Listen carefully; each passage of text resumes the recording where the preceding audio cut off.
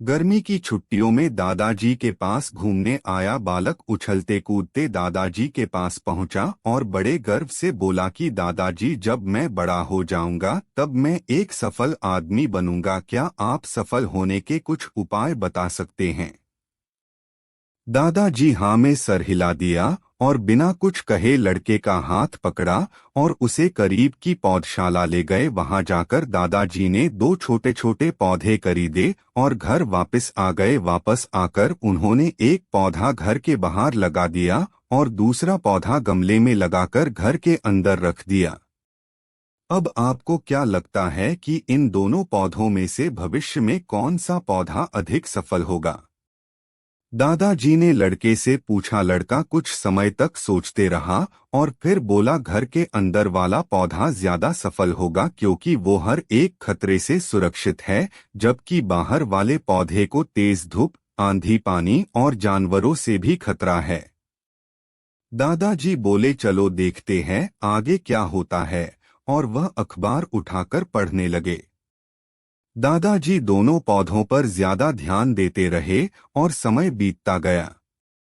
3 से 4 साल बाद जब एक बार फिर वह लड़का अपने माता पिता के साथ गांव घूमने आया, तब अपने दादाजी को देखा तो देखते ही बोला, दादाजी, पिछली बार मैंने आपसे सफल होने के कुछ उपाय मांगे थे, पर आपने तो कुछ भी नहीं बताया था, पर इस बार आपको कुछ बताना ही होगा।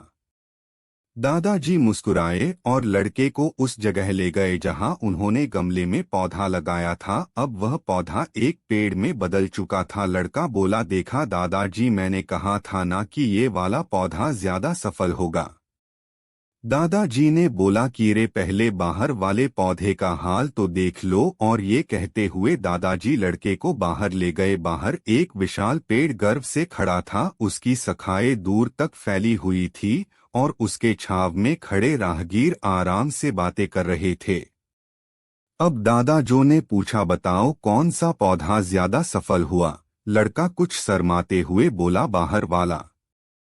लेकिन ये कैसे संभव है? बाहर तो उसे ना जाने कितने खतरों का सामना करना पड़ा होगा। दादाजी मुस्कुराए और बोले, हाँ, बाहर वाले पौधे को बहुत सी चीजों से सामना करना पड़ा, लेकिन समस्या का सामना करने से अपने फायदे भी तो है। बाहर वाले पौधे के पास आजादी थी कि वह अपनी जड़ें जितनी चाहे उतनी फैला ले, अपनी शाखाओं से आसमान को छू ले। और तुम जिस आधी तूफान से इस पेड़ के लिए मुसीबत समझते थे, उसी आधी तूफान ने ही इस पेड़ की जड़ों को इतना मजबूत बना दिया है कि आज एक छोटा सा आधी तूफान इस पेड़ का कुछ भी नहीं बिगाड़ सकता। बेटे, अब जो मैं तुम्हें बताने वाला हूँ उसे अगर तुमने अपने अंदर बैठा लिया तो तुम जिंदगी में जो कुछ भी करोगे उसमें सफल हो जाओगे। उन्होंने बोला कि अगर तुमने जीवन भर सिर्फ अच्छी विकल्पों को ही चुनते रहोगे तो तुम कभी भी उतने सफल नहीं हो पाओगे जितनी तुम्हारी क्षमता है।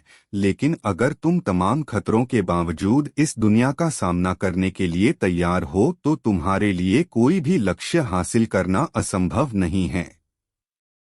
लड़के ने लंबी सांस ली और उस पेड़ की तरफ देखने लगा। वह दादाजी की बातों को समझ चुका था। आज उसे सफलता का एक बहुत बड़ा सबक मिल चुका था कि जीवन में हम जिन रुकावटों को हम जितना बड़ा शत्रु समझते हैं, वही हमें मजबूत और जीवन में बहुत ज्यादा सफल बनाती है।